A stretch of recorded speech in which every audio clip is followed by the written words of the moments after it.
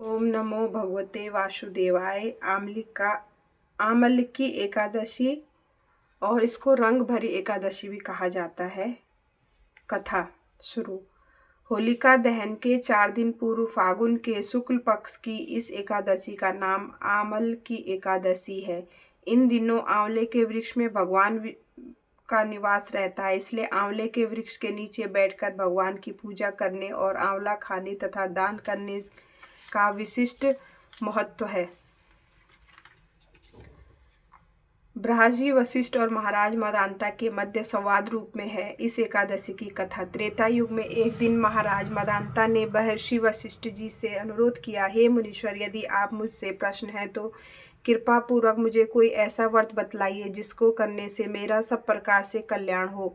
महर्षि वशिष्ठ ने उत्तर दिया, हे राजन, यूं तो सभी व्रत उत्तम है, परंतु इनमें सर्वोत्तम है आमलकी एकादशी व्रत।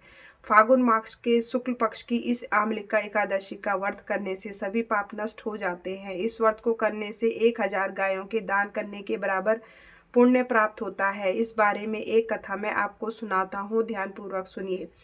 वैदिक नामक एक नगर में ब्राह्मण, क्षत्रिय, वैश्य और शूद्र चारों वर्गों के परिवार आनंद पूर्वक रहा करते थे। यहाँ पर सदैव वे ध्वनि गूंजा करती थी, पापी, दुराचारी तथा नास्तिक कोई नहीं था। उस नगर में चैत्ररथ नाम का चंद्रवशी राजा राज्य करता था। सभी नगरवासी भगवान विष्णु के परम भक्त थे और सभी नियम पूर्वक एकादशियों का व्रत किया करते थे। प्रत्येक वर्ष के समान फागुन मास के शुक्ल पक्ष की आमलिका एकादशी आई। इस दिन राजा, प्रजा तथा बाल वृद्ध सबने हर्ष पूर्वक व्रत किया। राजा अपनी प्रजा के साथ मंदिर में जाकर कुंभ स्थापित करके धूप, दीप, नैवेद्य, पंचरत्न आदि से आंवले का पूजन करके इस प्रकार स्तुति करने लगा, हे धात्री, आप ब्रह्मा जी द्वारा उत्पन्न हुए हो और समस्त पापों का नाश करने वाले हो, अतः आपको नमस्कार है। अब आप मेरा अर्घ्य स्वीकार करो। आप रामचंद्र जी द्वारा सम्मानित हो। मैं आपसे प्रार्थना करता हूँ कि आप मेरे समस्त पापों को समूल नष्ट करें। मंदिर में सबने रात्रि को जागरण किया। रात के समय वहां एक बहेलिया आया जो अत्यंत पापी और दुराचारी था। वह अपने कुटुंब का पालन जीव हिंसा करके किया करता था। उस दिन उसे कोई शिकार नहीं मिला तथा अतः वह निराहार रहना पड़ा।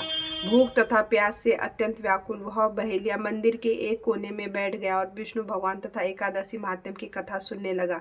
इस प्रकार अन्य मनुष्यों की भांति उसने भी सारी रात जाग कर बिता दी। प्रातः काल घर आकर उसने भोजन किया। कुछ समय बाद उस बहेलिये की मृत्यु हो गई। आमलिका एकादशी का व्रत व जागरण करने के कारण उस अगले जन्म में उस बहेलिये ने राजा विदरथ के घर जन्म लिया।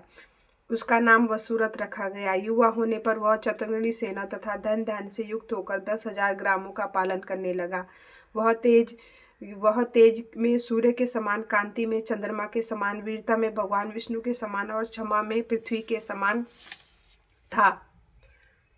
अत्यंत धार्मिक, सत्यवादी, कर्मवीर एवं विष्णु भक्त राजा बना। प्रजा का समान भाव से पालन, यज्ञ करना तथा दान देना उसका नित्य का कर्तव्य था। एक दिन राजा वसुरथ शिकार खेलने के लिए बन गया। देव योग से वह मार्ग भूल गया और रात्रि को हो जाने पर उसी वन में एक वृक्ष के नीचे सो गया। थोड़ी देर बाद पहाड़ी म्लेच्छ वहां आए और राजा को अकेला देखकर मारो मारो की आवाज लगाते हुए वसुरथ की ओर दौड़े।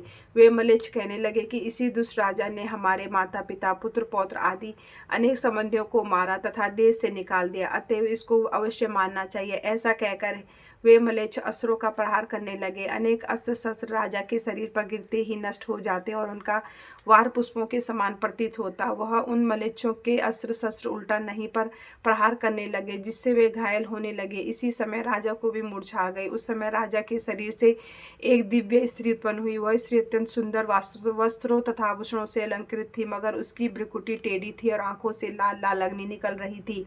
वह स्त्री म्लेच्छों को मारने दौड़ी और थोड़ी देर में ही उसने म्लेच्छों को काल के गाल में पहुंचा दिया। जब राजा सोकर उठा तो उन म्लेच्छों को मरा हुआ देखकर सोचने लगा कि इन शत्रुओं को किसने मारा है। यह सोच विचार कर ही रहा था कि तभी आकाशवाणी हुई, हे राजा, इस संसार में विष्णु भगवान के अतिरिक्त कोई तेरी सहायता कर सकता है। इस आकाशवाणी को सुनकर राजा अपने नगर को चला आया और सुखपूर्वक राज्य करने लगा। महर्षि वशिष्ठ जी आगे बोले, हे राजन, यह आमलिका एकादशी के व्रत का प्रभाव था। जो मनुष्य इस आमलक की एकादशी का व्रत करते हैं वे सभी कार्यों में सफल होकर अंत में विष्णु लोक को प्राप्त होते हैं। ओम नमो भगवते वासुदेवाय। ओम नमो भगवते वासुदेवाय। ओम नमो भगवते वासुदेवाय। कथा समाप्त। ओम नमो नारायण, ओम नमो नारायण, ओम नमो नारायण, ओम नमो नारायण, ओम नमो नारायण, ओम नमो नारायण। श्री कृष्ण गोविंद हरे मुरारी, हे नाथ नारायण।